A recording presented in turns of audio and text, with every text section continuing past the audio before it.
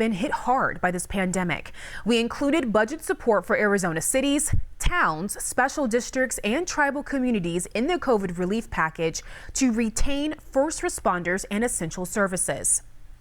Senator Mark Kelly also commended the bill's potential to help Arizonans. He said, quote, "This COVID-19 bill is going to prove immediate support to Arizona working families and small businesses, help reopen schools safely, get vaccines into people's arms more quickly, and start getting our economy back on track." All right, let's switch gears and bring in meteorologist Brian Brennan. A nice warm up for the weekend. And stepping out today, it was a bit warmer than I thought it would be. It's been a gorgeous day today. It started out a little breezy this morning, but the winds have calmed down in the afternoon. We're looking at between 5 to 10 miles per hour for the most part, so pretty light across the region, again, after some pretty good gusts this morning. We got up into the low 80s today. It's about 10 degrees above what's normal for this time of year. It's currently 82 in Tucson, 77 in Nogales, and the same for Sierra Vista, 76 in Oracle. They're in the mid 80s in Phoenix. Taking a look at the satellite and radar, it's clear skies for us. Just another fantastic evening. Yesterday evening was nice. We'll be in the low 70s till 8 p.m., even mid to upper 60s later on at 9 and 10. So enjoy, and tomorrow is going to be even warmer. We'll have that coming up. All right, Brian, thank you. Now, 200 asylum seekers arrived in Tucson yesterday, and that's according to Council Member Steve Kozachik. Now on your side, Ciara Encinas takes us inside CASA ALITAS and explains how asylum seekers are being processed into the shelter during this pandemic. It's not a secret that CASA ALITAS has seen more traffic over the past few days. But where are the asylum seekers coming from if our ports aren't open? Night on Your Side reached out to Yuma's Mayor Doug Nichols, who says there isn't a shelter in Yuma, which has led to some transfer of asylum seekers across the region to shelters in places like Tucson. Although CASA ALITAS didn't confirm Yuma specifically, they say they're helping partners across the region. And inside the Tucson shelter, you'll find asylum seekers getting what they need as they continue their journey. The first thing we do before even medical people approach them, they are given a rapid test for COVID. If a positive result comes back, the asylum seekers are isolated. But if they're negative, Sister DARLENE PIENSCHKE has her checklist ready. As soon as they come, then I take this whole history. And it's a history on all of their illnesses, their medical care since they've left, if they've been on medications, if they have allergies. Then the asylum seekers are given hygiene kits equipped with masks, get the clothing they need, and are even prepared meals by volunteers. While Tucson is just a stop on asylum seekers' journeys, Sister Darlene says no matter how they come in. They're very respectful. They're very kind. The people that come are so grateful to be here. We asked about vaccines, but a spokesperson says they don't have the resources to vaccinate. Ciara Encinas, KGUN 9 on Your Side. And with the influx of asylum seekers, organizers at CASA ALITAS are asking for more volunteers. Joni and Gary Jones are two of them, and they've been volunteering at the shelter for a few years. It feels really good to contribute our grain of sand to hopefully making the United States a better place. CASA ALITAS is requiring masks and encouraging volunteers to get vaccinated once they meet the requirements. Tonight at 10, more on just what those volunteers do. Now, if you were in the Old Pueblo today, you probably got a look and definitely heard the heritage flights. After the break, a look inside DAVIS-MONTHAN at this unique training exercise. Plus, black boxes. They're not just inside of airplanes. We'll explain how the box in your car can help police learn more about how you drive. You're watching KGUN 9 on Your Side. A sight like no other. Modern warplanes and historic planes flying together to practice for air shows. Now on Your Side's Luzelia Caballero takes us inside the DAVIS-MONTHAN Air Force Base where the Heritage Flights training is taking place.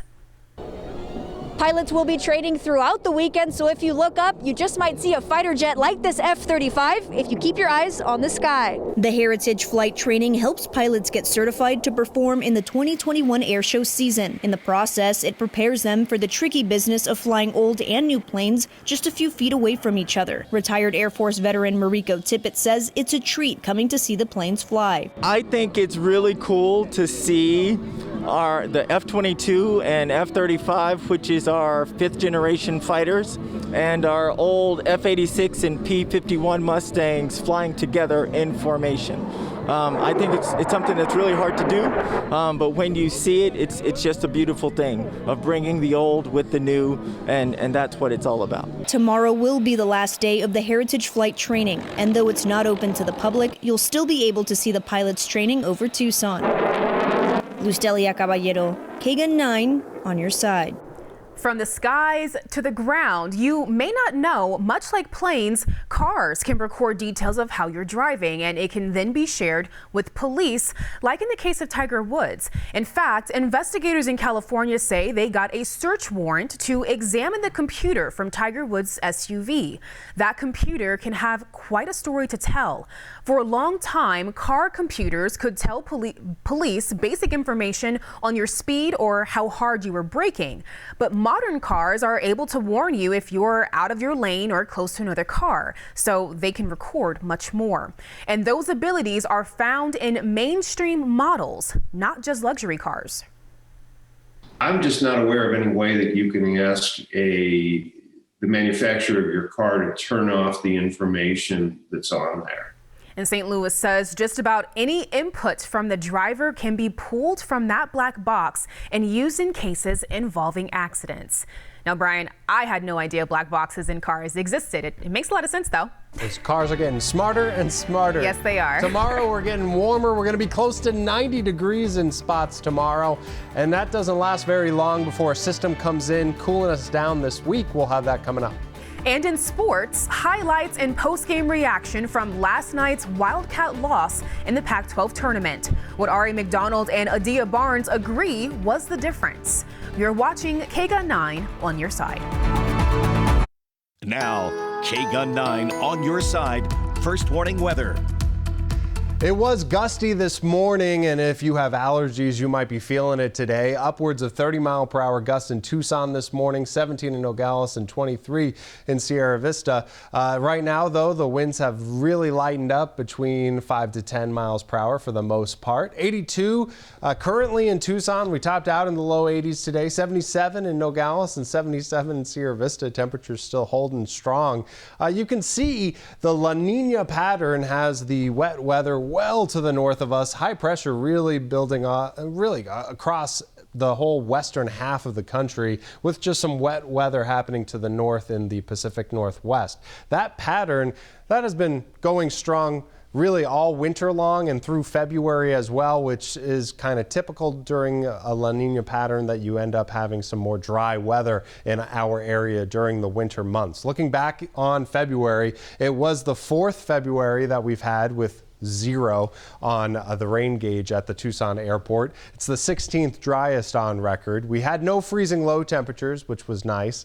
And we do continue to have the dry conditions. This 12-month period, when you look back to March of last year, ending in February 2021, 12-month period, the driest on record, with just over 3.5 inches of rain. So the exceptional drought continues. Maybe we get some slight relief from that in the future cast, but unlikely we get a whole lot of rain, but we do have some systems coming through. You'll notice Monday and Tuesday more cloud cover and breezy as a system comes through, and then to the north of us another system drops down and gets close enough that we will put some slight chances of some showers in the forecast for Thursday, and that comes through. Now again, take that with a grain of salt. A lot of times this time of year we see these systems pass by to the north, bring some snowflakes to the White Mountains, but doesn't bring much to our area. But that being said, the computer models are putting some showers in the vicinity, so we'll show that in the 7-day forecast. Overnight tonight we'll drop into the low 40s. Again, it's going to be a really nice, comfortable evening with light winds. Overnight we'll drop to 43 in Nogales and low 50s in Tucson. Tomorrow it'll be a warmer day, 87, a little bit more cloud cover later in the day, but beautiful otherwise, and well above what the normal temperature for this time of year will be. 79 degrees tomorrow in Sierra Vista, 83 in Nogales, and upper 80s forecasted, even getting close to 90 degrees for tomorrow. It'll be another warmer day Monday. Tuesday you'll notice the cloud cover and a little bit of a breeze. That brings in the cooler temperatures, so a slight chance on Thursday, but the main thing to look at is the cooler temperatures. Next weekend we'll be starting out running into the weekend in the 60s as opposed to upper 80s